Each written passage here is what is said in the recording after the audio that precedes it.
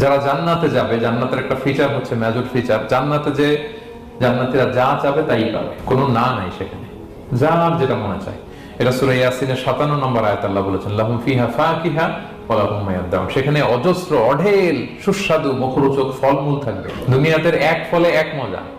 আনারসের মজা তরমুজে নাই, তরমুজের মজা আমে নাই, আমের মজা বাঙ্গিতে নাই, বাঙ্গির মজা কাঁঠালে নাই, কাঁঠালের মজা ডুরিয়ানে নাই। যেইটা খাবেন ওইটা স্বাদ। জান্নাতে এক ফলের ভেতরে হাজার রকমের স্বাদ আল্লাহ ঢুকাই দিবে।